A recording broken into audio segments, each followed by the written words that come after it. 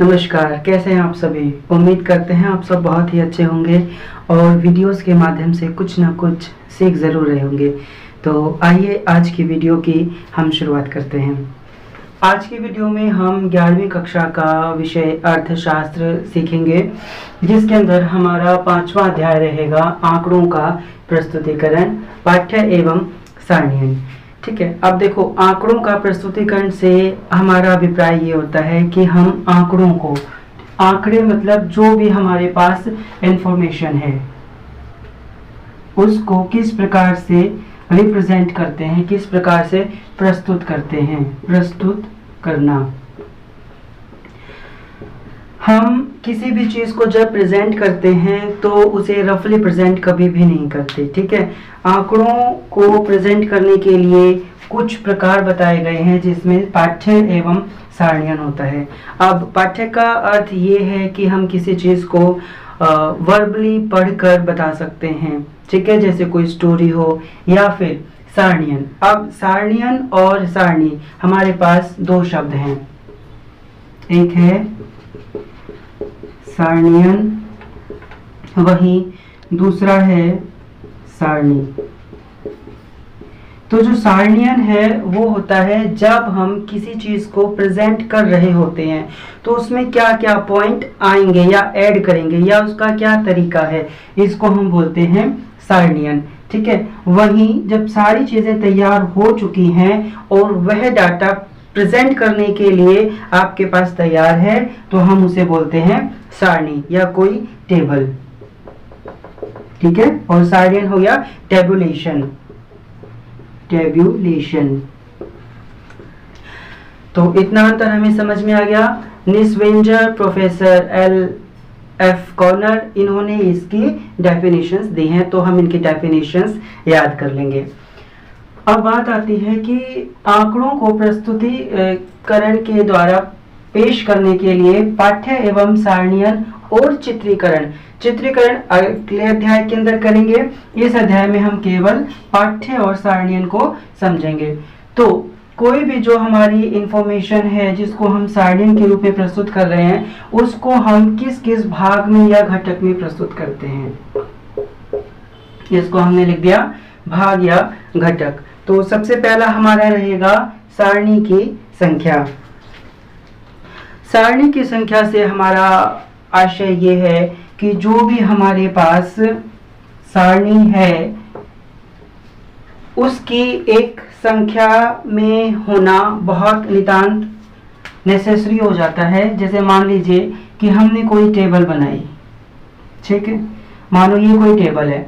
अब ये टेबल आप कैसे पहचानेंगे कि वास्तव में ये टेबल यही टेबल है। ठीक है, एक तो है इसके अंदर जो भी डाटा है आप उसको पहचानते हो, लेकिन यदि इसके ऊपर नंबर हो, जैसे टेबल नंबर 11, अब क्योंकि हमने यहाँ एक नंबर दे दिया तो सारणी की जो संख्या है, जैसे कि ये वाला table number 11, table number 21, table number 121 या टेबल नंबर 1, तो इसके द्वारा आप बड़े ही आसान तरीके से किसी भी सारणी को समझ सकते हैं। ठीक है, तो पहला पॉइंट रहा हमारा सारणी की संख्या। ठीक है, कि ये तालिका की कौन सी संख्या है जिससे इसको प्रस्तुत किया जाएगा। फिर बात आती है दूसरे नंबर पर इसके शीर्षक की। अब शीर्षक का मतलब ये है कि आपने इस टेबल का जो नंबर है कि कौन सी टेबल नंबर है उसे पता चल गया। शीर्षक यानी कि उसका क्या नाम है।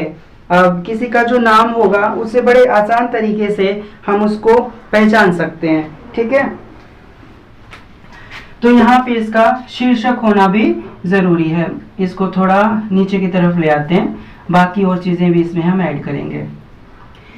शीर्षक, इसका शीर्षक मतलब इसका टाइटल, कि हमारा सारणी का क्या नाम है। सपोज ये हमारे लिए डिमांड की यानी कि मांग की कोई तालिका है, तो आप यहाँ पे इसका डिमांड जो भी शीर्षक है वो दे सकते हैं। सपोज डिमांड है हमारी 2024 एंड 25 की लेटेस्ट। नेक्स्ट इज शीर्ष टिप्पणी। अब मान लीजिए कि कोई ऐसा हमारे पास वर्ड है जो केवल टाइटल के अंदर पूरा नहीं बैठता, तो हम क्या करेंगे, बाकी जो हमारा शीर्ष रहेगा उसके अंदर एक टिप्पणी नीचे दे देंगे, इसे हम सब टाइटल कहते हैं। बाकी की इंफॉर्मेशन यहाँ दे देंगे, ठीक है, कि ये इस फाइनेंशियल ईयर से संबंधित है और सपोज दैट कि ये इस कंपनी का सब टाइटल है, ठीक है, या फिर पर्टिकुलर डिमांड किस चीज के लिए है, जैसे हम कहते हैं कि डिमांड वीट के लिए है, गेहूं के लिए है, तो वीट है ना, या फिर वीट एंड राइस के लिए है, गेहूं और चावल के लिए है। नेक्स्ट इज पंक्ति शीर्षक। अब देखिए, आपको ये भी जानना जरूरी होगा कि जो स्तंभ होते हैं, ठीक है, इस प्रकार से जो हमारे वर्टिकली बनते हैं, कॉलम्स कहते हैं या फिर हिंदी में स्तंभ कहते हैं, ठीक है, ये हमारे वर्टिकली बनते हैं, वर्टिकली बनते हैं। वहीं जो हमारी पंक्तियां होती हैं वे क्या होती हैं, वे हॉरिजॉन्टल होती हैं, हॉरिजॉन्टल, ठीक है, हॉरिजॉन्टल डिसेक्शन होता है, और स्तंभ जो कॉलम होते हैं वो वर्टिकल होते हैं। जब इनको हम रोज कहते हैं अंग्रेजी में, इन्हें कॉलम्स कहते हैं। जब हमारे कॉलम और रो आपस में मिलते हैं तो ये जो बॉक्स बना पूरा, ऐसे ही यहाँ पर ये सारे रोज मिल जाएंगे, ऐसे यहाँ कॉलम मिल जाएंगे, तो ये जो खाने बने हैं हमारे, इनको हम कहते हैं सेल, CELL, ठीक है, या फिर हिंदी में कहें तो खाने, ठीक है। इन खानों के अंदर ही हमने हमारा जितना भी काम होता है वो करना होता है। उपशीर्षक, आप इसके उपशीर्षक दे सकते हैं, ठीक है, जैसे ये, क्योंकि ये हॉरिजॉन्टल है तो यहाँ पे हमारी पंक्तियां आ जाएंगी, जो भी पंक्तियों के नाम लिखने आपने, गेहूं, चावल, ठीक है, उनके रुपीज, प्राइस, जो भी आपने लिखना है। फिर क्लेवर या क्षेत्र, अब ये जो अंदर का ये सारा पार्ट है इसका, ये इसका एरिया हो गया जहां हमने काम करना है। माप की इकाई, माप की इकाई मीन्स कि जो हमारा वीट है वो टन में है या क्विंटल में है, ब्रैकेट्स में डाल के, ठीक है, यानी कि कोष्टकों में डाल के हम उसको लिख सकते हैं। फिर है टिप्पणी। अब टिप्पणी में हम क्या करेंगे, जो लास्ट का हमारा पार्ट रह जाता है, टिप्पणी में हम वो लिखते हैं, ठीक है।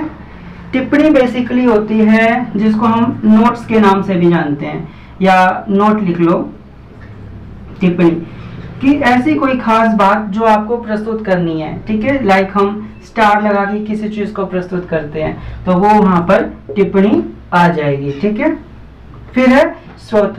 अब हो सकता है क्योंकि आप पहले पढ़ चुके हैं प्राथमिक आंकड़े, द्वितीयक आंकड़े, ठीक है, तो हमने जो भी टेबल का जो फॉर्मेट लिया है वो कौन से सोर्स से लिया है, ये प्राइमरी डाटा है, ये सेकेंडरी डाटा है, ये सारी चीजें आपने इसमें मेंशन करनी होती हैं। या फिर अगर सेकेंडरी डाटा है तो किस ब्रांच से, किस कंपनी से हमने ये डाटा उठाया हुआ है।